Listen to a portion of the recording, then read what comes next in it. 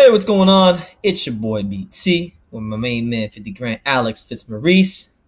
We just got done watching what was a very talented. So it started off as a very intelligent chess match, but it ended up like one of those fights at South Broward where the 12th grader beats the crap out of the 9th grader, and the 9th grader is like you saw him, bro, and then the 12th grader is like, man, shut your punk ass up, and then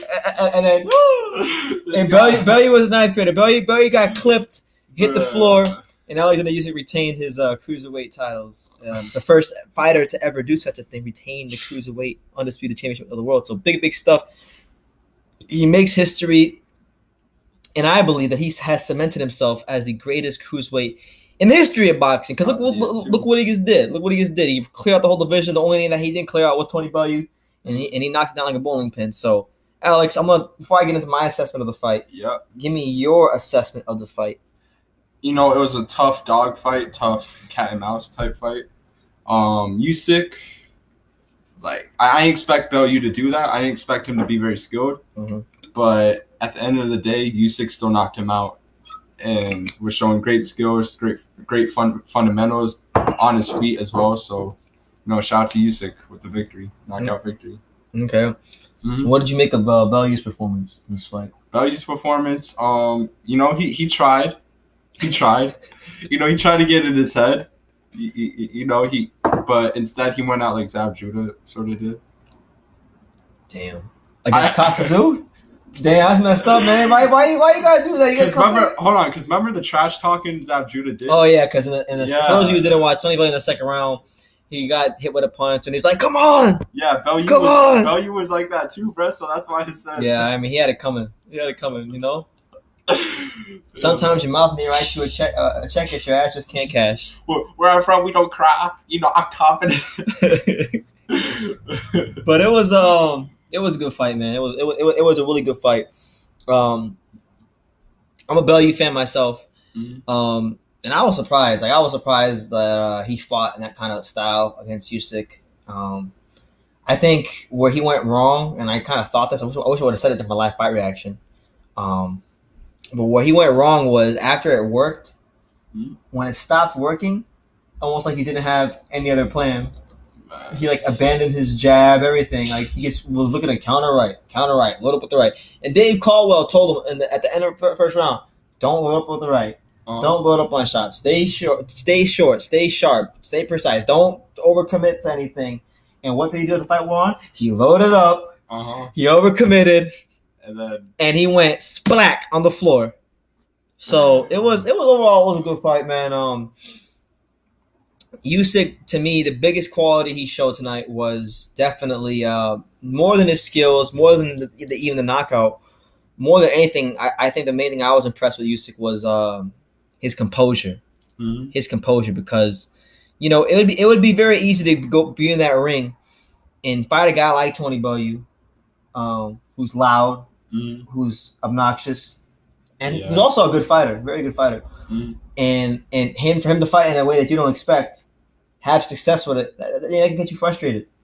And he didn't get frustrated. He said, "Okay, it's fine. Once you bake a cake, it's a damn cake. I'm gonna fight how I fight." Usyk, yeah, I'm gonna fight how I fight, and I'm gonna get to his ass eventually. And he did. And that's exactly what he did. Right. And he hit him with a punch he just didn't see coming, and that was all she wrote. So, I left the walk by very impressed with his patience, his composure. And personally, I told Alex that he disagrees with this, and a lot of people may disagree with this, but I legitimately believe this is his best win on cruiserweight. Yeah. Because of the style, because to me, this was a more difficult fight than Murat Gassiev, and even in some ways Marius Briedis, because those guys are a little more stationary. Those guys don't move as much. And at cruiserweight, Bellew at cruiserweight, I think his KO percentage is around 80 percentile, something like that. So at cruiserweight, he has proven himself to be a very devastating puncher. And even though Usyk was getting caught with counter right hands, one thing he was able to do very well because of the way he moves and the angles and things like that is he didn't get caught to too many big shots, and that was the thing he needed to avoid, and he did, and he weathered the storm, and he didn't get discouraged, and look what he's done under 16 fights, 15 fights. Yeah, he's beating Marco Huck, one of the greatest cruiserweights of all time. Krzysztof Glowacki, cruiserweight champion. Briedis, cruiserweight. Marius Briedis, undefeated cruiserweight champion. Murat Gassiev, undefeated cruiserweight champion. Michael Hunter, top American amateur, and I believe, was he undefeated when he fought? Yeah, he was. Undefeated at the time. Yeah. Sebastian Mchunu, the only man not named Bernard Hopkins to stop Glenn Johnson in Glenn Johnson's 90-fight career, outboxed him. Then he goes and he beats Tony Bellew, who has literally been on one of the hottest streaks in all boxing. Who stopped. Actually, no. Hold on, rain check. Mchunu is not the only one that's did that. It's actually Makabu who Bellew beat. But Mchunu's a good fighter. But then he beats Bellew, who's been on this high of just wins. Makabu, David Haye twice, BJ Flores, embarrassing these guys in fights he wasn't supposed to win, and very confident, very mentally tough. Just got his ass out there. Said, "Hey, you want to retire? Let me help you out. Yeah, go home to the missus." So now Usyk is looking at a move to heavyweight. And I'm very interested to see what he would do at heavyweight. I definitely think he has the boxing IQ to hang with the top heavyweights. But as many of us know, in the heavyweight division, it's not about boxing IQ. Yeah, it's also about power. It's about that one punch factor, that power, them big boys. Okay, it's all it takes in the heavyweight division is that one punch. Mm-hmm.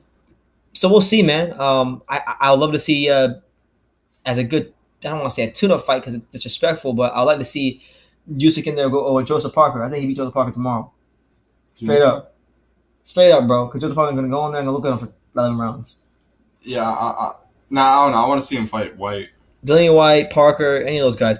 Because this man has, ever since when I first heard about Usyk, the first time I ever heard about Usyk and potentially pulling a Holyfield was, I remember Mr. Boxing Today. Big shout out to Mr. Boxing Today, one of the best channels on YouTube. He made a video talking about how Usyk has those ambitions and how he thinks he could do it. And this was back in like 2016, maybe even earlier. Mm-hmm. So I've been following that. I've been looking at his career kind of in that way ever since I started following him. And I think he's got what it takes, man. He doesn't get discouraged. He's just very skilled. And if he retired today and did nothing else, he'd be a Hall of Famer already. Yeah, he already is. First ballot, no doubt about it. Mm-hmm. So I asked you this on the live fight reaction. I asked you here in the post fight review. Do you think he's pound number one? Or do you still have top three? I still think he's top three. Who's number one? Lomachenko. And then Crawford. Okay. Then Usyk. So you got Lomachenko, Crawford, and Usyk. I got Usyk number one. I mean, I had number one when he won. I even said in January, if he wins the damn tournament, I'm putting him number one. Won the tournament, put him number one, and this just pretty much puts them there as number one. So Lomachenko's got work to do. I know he's fighting Pedraza on the 8th. Yeah, in the unification. In the unification fight, he should beat the hell out of Pedraza straight up. Mm-hmm. Pedraza's good, but I'm saying he should beat the hell out of him. Yeah. But yeah, man, just 8th round stoppage victory. Oleksandr Usyk cements himself as the greatest cruiserweight of all time, the first cruiserweight to ever successfully defend the undisputed cruiserweight championship, something that Evander Holyfield never intended to do, and something that O'Neal Bell failed to do against the great John Mark Mormek. Mm-hmm. So,